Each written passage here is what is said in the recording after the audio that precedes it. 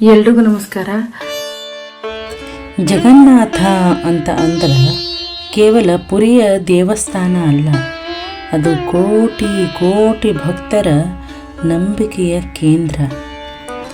ಆದ್ರೆ ಈ ದೇವಾಲಯದ ಬಗ್ಗೆ ಅನೇಕ ಜನರಿಗೆ ಗೊತ್ತಿಲ್ಲದ ಕೆಲವು ವಿಸ್ಮಯಕಾರಿ ವಿಶೇಷತೆಗಳು ಅವ. ಅಂಥದ್ರೊಳಗೆ ನಾನು ಪುರಿ ಜಗನ್ನಾಥನಿಗೆ 2 ಸಲ ಹೋಗಿ ಬಂದೀನಿ ಅಂತಂದ್ರೆ ಅದು ಹೇಳ್ಕೊಳ್ಳಿಕ್ಕೆ ಆಗೋದಿಲ್ಲ, ಅಷ್ಟು ಸಂತೋಷ ಆಗ್ತದೆ. ಈ 7 ವಿಷಯಗಳನ್ನು ಇವತ್ತಿನ ಈ ಸಂಚಿಕೆಯಲ್ಲಿ ತಿಳ್ಕೊಳ್ಳೋಣ. ನಮ್ಮ ಜೀವನದಾಗೂ ಒಂದು ಸೂರ್ಯ ಉದಯಿಸಲಿ. ಈ ನನ್ನ ಚಾನಲ್ ಯಾರ್ಯಾರು ನೋಡ್ಲಿಕ್ಕತ್ತೀರಿ, ಲೈಕ್, ಶೇರ್, ಸಬ್ಸ್ಕ್ರೈಬ್ ಮಾಡೋ ಮುಖಾಂತರ ಆ ಜಗನ್ನಾಥನ ಸೇವಾ ಭಾಗ್ಯ ನಮಗೆಲ್ಲ ದೊರಕಲಿ ಅಂತ ಕೇಳೋಣ.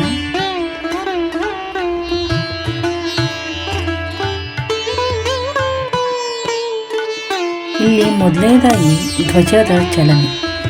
ಏನು ಅಂತಂದ್ರೆ ಈ ದೇವಾಲಯದ ಮ್ಯಾಲೆ ಏನದಲ್ಲ, ಈ ಧ್ವಜ ಯಾವಾಗಲೂ ಗಾಳಿಯ ವಿರುದ್ಧ ದಿಕ್ಕಿನೊಳಗೆ ಚಲಿಸ್ತದಂತ. ಎಷ್ಟು ಅಚ್ಚರಿಯಲ್ಲ.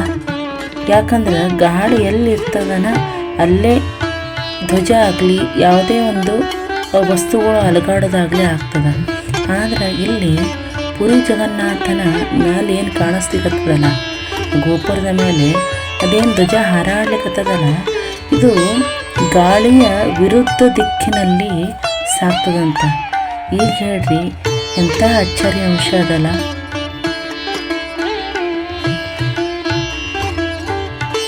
ಇನ್ನು ಗಾಳಿಯ ದಿಕ್ಕು ಹೆಂಗದ ಅಂತ ಹೇಳಿದ್ರೆ, ಸಾಮಾನ್ಯವಾಗಿ ನಮಗೆಲ್ಲರಿಗೂ ಗೊತ್ತಿದ್ದಂಗನ ಸಮುದ್ರ ತೀರ ಏನಿರ್ತದಲ್ಲ, ಸಮುದ್ರ ತೀರದೊಳಗೆ ಹಗಲಿನೊಳಗೆ ಗಾಳಿ ಸಮುದ್ರದಿಂದ ಭೂಮಿ ಕಡೆ ತಿರುಗ್ತದೆ, ಮತ್ತು ಸಂಜೆ ಭೂಮಿಯಿಂದ ಸಮುದ್ರ ಕಡೆ ಬೀಸ್ತದಂತ. ಆದ್ರೆ ಇಲ್ಲಿ ಪುರಿ ಜಗನ್ನಾಥ ಸನ್ನಿಧಾನದೊಳಗೆ ಇದು ವಿರುದ್ಧನೇ ಅದ ಅಂತ. ಎಂತಹ ಒಂದು ವಿಜ್ಞಾನಕರವಾದ ವಿಷಯ ಇರಬೇಕು ನೋಡ್ರಿ. ಇನ್ನು 3ನೇದು, ಮಧ್ಯಾಹ್ನದ ಸಮಯದಾಗಂತೂ ದೇವಸ್ಥಾನದ ಮುಖ್ಯ ಗೋಪುರದ ನೆರಳು ಯಾವುದೇ ದಿಕ್ಕಿನೊಳಗೆ ಭೂಮಿ ಮೇಲೆ ಬೀಳೋದೇ ಇಲ್ಲ. ಎಂಥ ವಿಚಿತ್ರ ಇದು.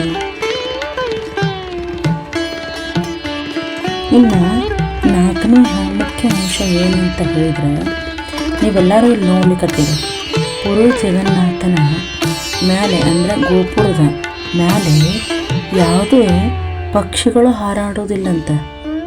ಅಷ್ಟೇ ಅಲ್ಲ, ನಾವೆಲ್ಲ ಕಡೆ ಗಮನಿಸ್ತೀವಿ, ಖರೆ ಎಲ್ಲ ಪಕ್ಷಿಗಳು ಏನು ಮಾಡ್ತಾವೆ, ಎಲ್ಲ ಕಡೆ ಹಾರಾಡ್ತಿರ್ತಾವೆ. ಎಂತಹ ಎತ್ತರದೇ ಆಗಿರಲಿ ಅದು ಪ್ರದೇಶ, ಹಾರಾಡ್ತಿರ್ತಾವೆ. ಆದ್ರೆ ಇಲ್ಲೇ ಪುರಿ ಜಗನ್ನಾಥನ ಆ ಗೋಪುರದ ಮೇಲೆ ಯಾವುದೇ ಪಕ್ಷಿಗಳು ಸಹಿತ ಹಾರಾಡೋದಿಲ್ಲಂತ. ಅಷ್ಟೇ ಅಲ್ಲ, ವಿಮಾನಗಳು ಕೂಡ ಸಂಚರಿಸೋದಿಲ್ಲಂತ. ಅದು ಎಂತಹ ಅಂಶ ಆಗಿರಬೇಕು.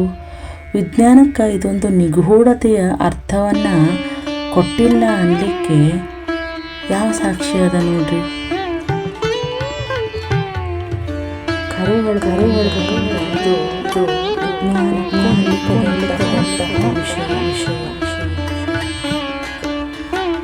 ಇನ್ನು 5ನೇದು, ಸುದರ್ಶನ ಚಕ್ರದ ವಿಶೇಷತೆ. ಇಲ್ಲೆಲ್ಲ ನೋಡ್ಲಿಕ್ಕತ್ತಿರಲ್ಲ, ಈ ಸುದರ್ಶನದ ಚಕ್ರದ ವಿಶೇಷತೆ ಏನಂತಂದ್ರೆ, ದೇವಾಲಯದ ಮೇಲಿರುವ ಈ ಸುದರ್ಶನ ಚಕ್ರ ಪುರಿ ನಗರದ ಯಾವುದೇ ಮೂಲೆಯಿಂದ ನೋಡಿದರೂ ಅದು ನಮ್ಮೆದುರಿಗೆ ನೇರವಾಗಿ ಮುಖ ಮಾಡಿರುವಂತೆ ಕಾಣ್ತದಂತ.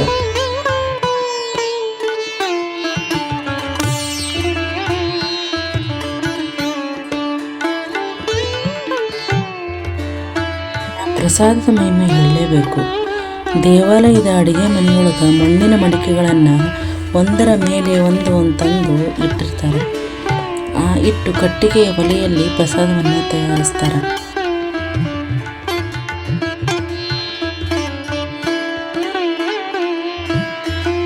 ಹಿಂಗೆ ಒಂದ್ರ ಮೇಲೆ ಇಟ್ಟು ಬೇಯಿಸ್ತಾರೆ. ನಮಗೆಲ್ಲ ಏನು ಅನ್ನಿಸ್ತದ ಅಂತಂದ್ರೆ, ಕೆಳಗಿನ ಮಡಿಕೆ ಅದೇ ಬೇಗ ಆಗ್ತದೆ ಪ್ರಸಾದ ಅಂತ ತಿಳ್ಕೊಂಡಿರ್ತೀವಿ. ಆದ್ರೆ ಇಲ್ಲಿ ಹಂಗಿಲ್ಲ. ಇಲ್ಲಿ ಒಂದ್ರ ಮೇಲೆ ಅಂತ ಏನು ಇಟ್ಟಿರ್ತಾರಲ್ಲ, ಆ ಮೇಲಿನ ಮಡಿಕೆ ಅಲ್ಲಿ ಏನು ಪ್ರಸಾದ ಇರ್ತದಲ್ಲ ಅದೇ ಮೊದಲು ಪೂರ್ಣವಾಗಿ ಬೇಯ್ತದಂತ. ಎಂಥ ವಿಚಿತ್ರ ಹೇಳ್ರಿ ಇದು ಯಾರಿಗೆ ವಿಚಿತ್ರ ಅನಿಸೋದಿಲ್ಲ. ಅಷ್ಟೇ ಅಲ್ಲ, ಈ ವರ್ಷವಿಡೀ ತಯಾರಾಗುವಂತಹ ಮಹಾಪ್ರಸಾದ ಯಾವುದೇ ದಿನ ವ್ಯರ್ಥ ಆಗುವುದಿಲ್ಲಂತ. ಭಕ್ತರ ಸಂಖ್ಯೆ ಎಷ್ಟೇ ಹೆಚ್ಚಾದರೂ ಕೂಡ ಪ್ರಸಾದ ಎಂದಿಗೂ ಕಡಿಮೆ ಆಗೋದಿಲ್ಲಂತ. ಎಂತಹ ವಿಸ್ಮಯಕಾರಿ ವಿಷಯ ನೋಡ್ರಿ ಇದು. ನನಗಂತೂ ಇದನ್ನು ಕೇಳಿ ಒಂಥರ ಮೈ ರೋಮಾಂಚನ ಆಗೋಗ್ಬಿಡ್ತು. ಹೆಂಗೆ ಇದು ಆಗ್ತದ ಅಂತ ಒಂಥರ.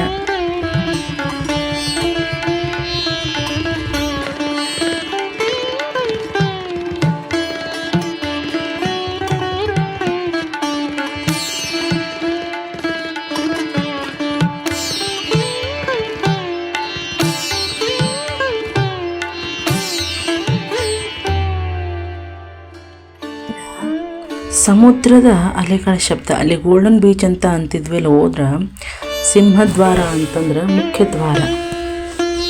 ಆ ಮುಖ್ಯ ದ್ವಾರವನ್ನು ಶ್ರೀಹರಿ ಕಾಪಾಡಪ್ಪ ಅಂತ ಮೊದಲ ಮೆಟ್ಟಿಲುಗಳನ್ನು ನಾವು ಹತ್ತುತ್ತಿದ್ದಂಗನ ಹೊರಗಿನಿಂದ ಕೇಳಿಸುವ ಸಮುದ್ರದ ಅಲೆಗಳ ಸದ್ದು ಸಂಪೂರ್ಣವಾಗಿ ನಿಂತೇ ಹೋಗ್ಬಿಡ್ತದೆ.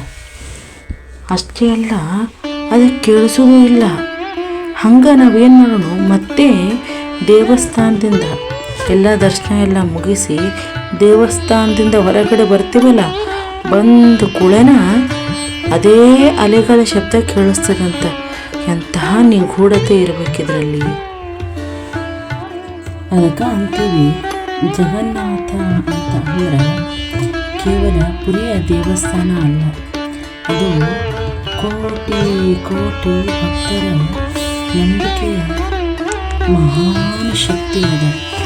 ಆದರೆ ಈ ದೇವಾಲಯದ ಬಗ್ಗೆ ಇಷ್ಟೆಲ್ಲ ಗೊತ್ತಿಲ್ಲದ ವಿಷಯಗಳನ್ನು ನಾವು ತಿಳ್ಕೊಂಡ್ರೂ ಕೂಡ ಇದು ವಿಜ್ಞಾನಕ್ಕೂ ನಿಲುಕದಂತಹ ಒಂದು ವಿಷಯನೇ ಆಗಿದೆ. ಅಷ್ಟೆಲ್ಲ ಪುರಿ ಜಗನ್ನಾಥ ಭಕ್ತರ ಮನಗಳಲ್ಲಿ ತುಂಬಿ ಹೋಗೋಣ.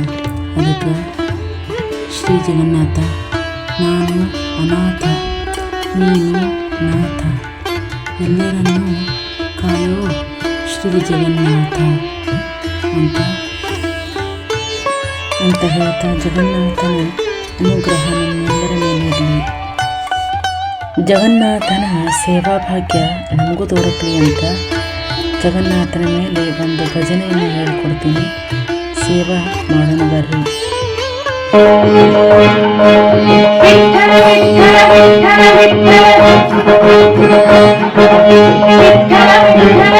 ಪುರಿ ಜಗನ್ನಾಥನ ರಥೋತ್ಸವ ನಡೀತದೆ. ಅಲ್ಲಿ ಕೆಲವರಿಗೆ ಹೋಗುವಂತ ಭಾಗ್ಯ ಅದ ಪುರಿ ಜಗನ್ನಾಥದ, ಕೆಲವರಿಗೆ ನೋಡುವ ಸೌಭಾಗ್ಯ ಅದ, ಕೆಲವರಿಗೆ ಸೇವಾ ಮಾಡುವ ಸೌಭಾಗ್ಯ ನಮ್ಮೆಲ್ಲರಿಗೂ ಅದನ್ನ ದೊರಕೋಬೇಕಂತಂದ್ರೆ ಈ ಹಾಡನ್ನ ಕಲಿಯೋಣ. ನಮಗೂ, ನಮ್ಮ ಮಕ್ಕಳಿಗೂ, ನಮ್ಮ ಕುಟುಂಬದ ಎಲ್ಲ ಸದಸ್ಯರಿಗೂ ಪುರಿ ಜಗನ್ನಾಥನ ಆಶೀರ್ವಾದ ಆಗಲಿ. ಅವನ ಸೇವೆ ಈ ಹಾಡಿನ ಮೂಲಕ ಮಾಡೋಣ ಬನ್ನಿ. ಕೋಟಿ ನಿಮ್ಮ ಕಾಯೋ ಜಗನ್ನಾಥ ವಿಠಲಯ್ಯ ವಿಠಲಯ್ಯ ಅಂತ ಒಂದು ಪ್ರಸಿದ್ಧವಾದಂತಹ ಜಗನ್ನಾಥದಾಸರು ಬರೆದಂತಹ ಈ ಹಾಡನ್ನ ಇವತ್ತು ನಾವು ಕಲಿಯೋಣ. ಕೋಟಿ ನಿಭ ಕಾಯೋ ಜಗನ್ನಾಥ ವಿಠಲಯ್ಯ, 14 ಲೋಕಗಳ ಒಡೆಯ ಶ್ರೀಹರಿ ಜಗನ್ನಾಥ ನನ್ನನ್ನು ಕಾಯಪ್ಪ ಅಂತ ಅವನನ್ನ ಮನಸಾರೆ ಸ್ಮರಿಸೋಣ. ಬರೀ ಈ ಹಾಡನ್ನ ಒಂದು ಲೈನ್ ಅನ್ನ ನಾನು ಹೇಳ್ತಾ ಹೋಗ್ತೀನಿ. ಸ್ಕ್ರೀನ್ ಮೇಲೆ ಬರ್ತಾ ಇರ್ತದ, ಅದನ್ನ ನೀವು ಬರ್ಕೊಡ್ರಿ, ತಡ ಮಾಡ್ಬೇಡ್ರಿ, ಬೇಗನೆ ಬರ್ಕೊಡ್ರಿ. ನಾನು ಒಂದ್ಸಲ ಹಾಡ್ತೀನಿ, ನೆಕ್ಸ್ಟ್ ನನ್ ಜೊತೆನೆ ಹಾಡ್ತೀರಾ ಅಥವಾ ಹಾರ್ಮೋನಿಯಂ ಜೊತೆ ಪ್ಲೇ ಮಾಡಿದಾಗ ನೀವು ಅದನ್ನ ಕಲಿತೀರಾ ಅನ್ನೋದು ನಿಮ್ಗೆ ಚಾಯ್ಸ್ ಬಿಟ್ಟಿತ್ತು. ಬರೀ ಈ ಹಾಡನ್ನ ಕಲಿಯೋಣ. 30 ಕೋಟಿ ನಿಭ ಕಾಯ ಜಗನ್ನಾಥ ವಿಠಲಯ್ಯ ವಿಠಲಯ್ಯ, ಹರಿ ವಿಠಲಯ್ಯ ವಿಠಲಯ್ಯ. ಇದನ್ನ ನಾನೊಂದ್ಸಲ ಹಾಡ್ತೀನಿ, ಅದನ್ನ ಮನಸಾರೆ ಕೇಳ್ರಿ. 30 ಕೋಟಿ ನಿಭ ಕಾಯೋ ಜಗನ್ನಾಥ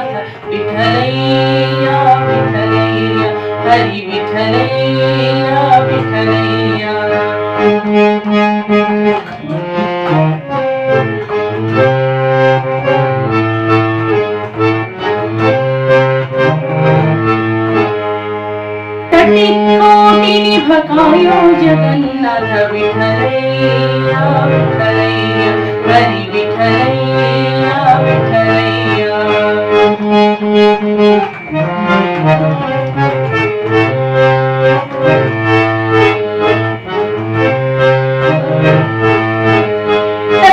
ಕೋಟಿ ಭಕಾಯೋ ಜಗನ್ನಾಥ ವಿಠಲಯ್ಯ ವಿಠಲಯ್ಯ ಹರಿ ವಿಠಲಯ್ಯ ವಿಠಲಯ್ಯ.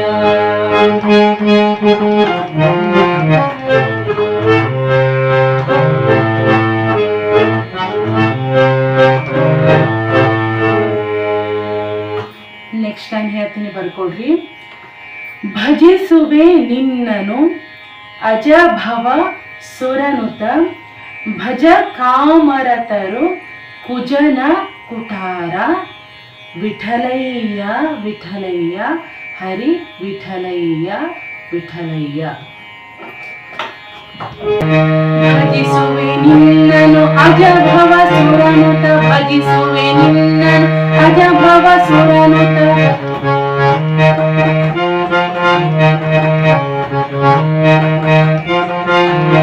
ಭಜ ಕಾಮರತರು ಕುಜನ ಕುಟಾರ ಭಜ ಕಾಮರತರು ಕುಜನ ಕುಟಾರ.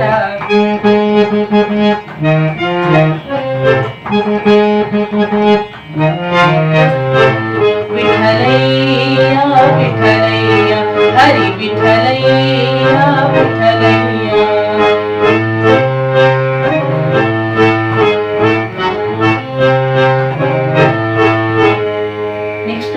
ನೋಡಿ, ನೀ ಕರುಣಿಸದೆ ನಿರಾಕರಿಸಲು ಎನ್ನ ಸಾಕುವರ್ಯಾರೋ ದಯಾಪರಮೂರುತಿ ವಿಠಲಯ್ಯ ವಿಠಲಯ್ಯ ಹರಿ ವಿಠಲಯ್ಯ ವಿಠಲಯ್ಯ. ನೀ ಕರುಣಿಸದೆ ನಿರಾಕರಿಸಲು ಎನ್ನ ನೀ ಕರುಣಿಸದೆ ನಿರಾಕರಿಸಲು ಎನ್ನ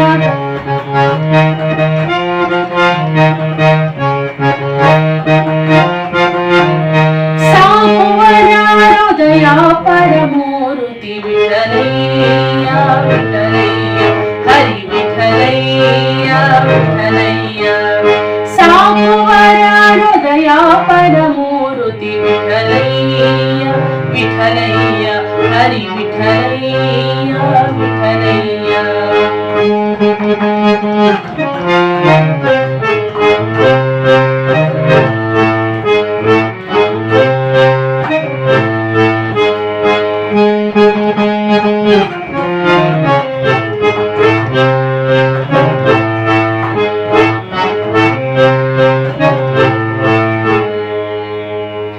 ನೆಕ್ಸ್ಟ್ ನೋಡಿ, ಲಾಸ್ಟ್ ನೋಡಿ. ಶರಣಾಗತರನು ಪೊರೆವನೆಂಬ ತವ ಬಿರುದು ಕಾಯೋ ಕರಿವರ ಜಗನ್ನಾಥ ವಿಠಲಯ್ಯ ವಿಠಲಯ್ಯ ಹರಿ ವಿಠಲಯ್ಯ ವಿಠಲಯ್ಯ. ಶರಣಾಗತರನು ಪೊರೆವನೆಂಬ ತವ ಶರಣಾಗತರನು ಪೊರೆವನೆಂಬ ತವ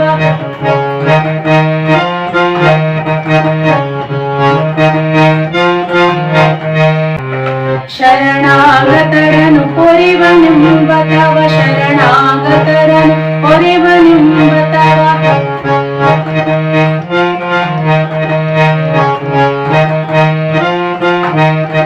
ಶರಣಾಗತರನು ಪೊರೆವನೆಂಬ ತವ ಬಿರುದು ಕಾಯೋ ಕೈವರದ ಜಗನ್ನಾಥ ವಿಠಲಯ್ಯ ವಿಠಲಯ್ಯ ಹರಿ ವಿಠಲಯ್ಯ ವಿಠಲಯ್ಯ.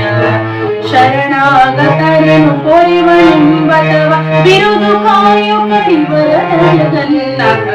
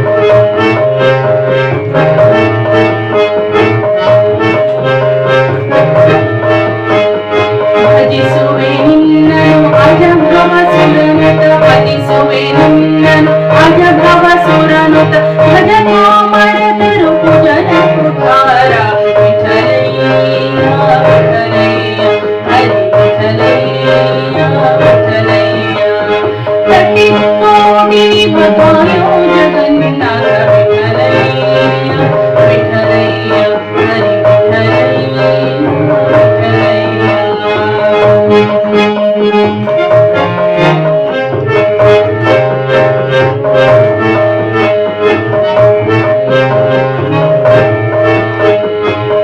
ಕರುಣಿಸಲಿ ನಿರಾಕರಿಸಲು ಎನ್ನ ನೀ ಕರುಣಿಸಲಿ ನಿರಾಕರಿಸಲು ಎನ್ನ ಸಾಕುವರ ಹೃದಯ ಪರಮೋರುತಿ ವಿಠಲಯ್ಯ ವಿಠಲಯ್ಯ ಹರಿ ವಿಠಲಯ್ಯ ವಿಠಲಯ್ಯ ಕೋಟಿ ಭವಾಯೋ ಜಗನ್ನಾಥ ವಿಠಲಯ್ಯ ವಿಠಲಯ್ಯ ಹರಿ ವಿಠಲಯ್ಯ ವಿಠಲಯ್ಯ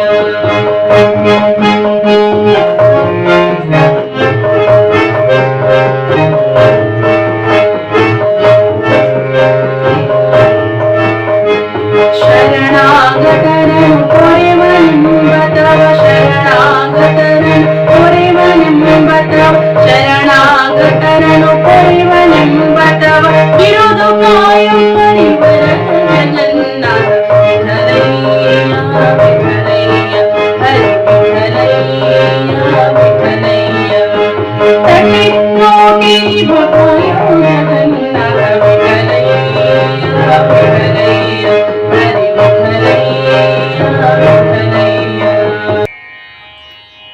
ಇದ್ರ ಜೊತೆಗಿನ ನಾನು ಒಂದು ಸ್ಪೆಷಲ್ ಟಿಪ್ಸನ್ನು ಇದರೊಳಗೆ ಹೇಳ್ತೀನಿ. ಹೃದಯ ಸಂಬಂಧಿ ಕಾಯಿಲೆ ಏನಿರ್ತದ ಅಥವಾ ಹೃದಯ ಸಂಬಂಧಿ ಕಾಯಿಲೆಗಳು ನಮಗೂ ಬರಬಾರ್ದು ಅನ್ಲಿಕ್ಕೆ ವಿಠ್ಠಲನ ನಾಮಸ್ಮರಣೆನೂ ಈ ಭಜನೆಯೊಳಗೆ ಇರ್ತದೆ, ಈ ಹಾಡಿನೊಳಗೆ. ಆವಾಗ ನೀವು ನಾನು ವಿಠ್ಠಲ್ ವಿಠ್ಠಲ್ ಅಂತ ಹೇಳಿದಾಗ ನೀವು ಕೂಡ ಅದನ್ನು ರಿಪೀಟ್ ಮಾಡಿರಿ. ಇದರಿಂದ ನಮ್ಮ ಆರೋಗ್ಯ ಸಮಸ್ಯೆನೂ ಹೋಗ್ತದ.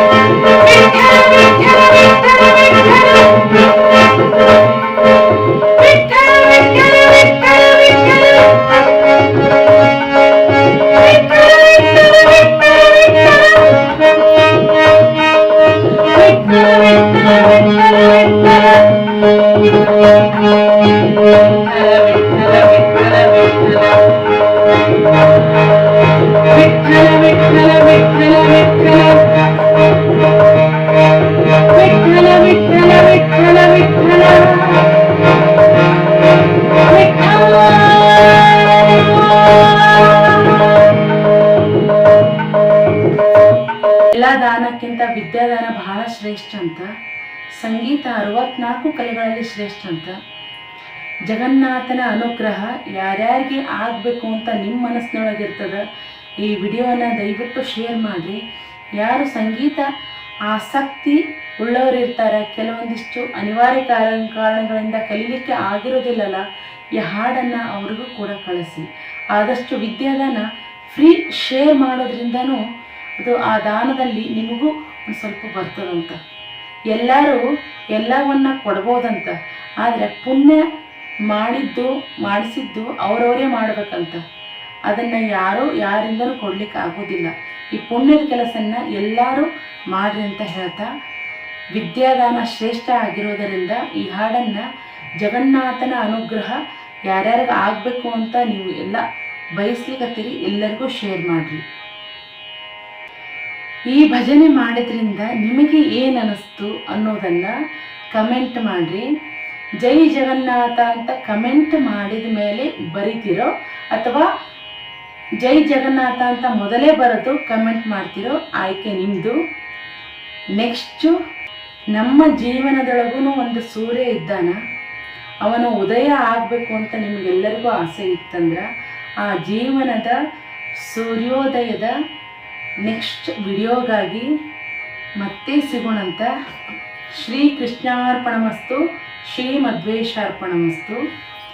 ಜೈ ಶ್ರೀರಾಮ್, ಜೈ ಹಿಂದ್. ನಮಸ್ಕಾರ.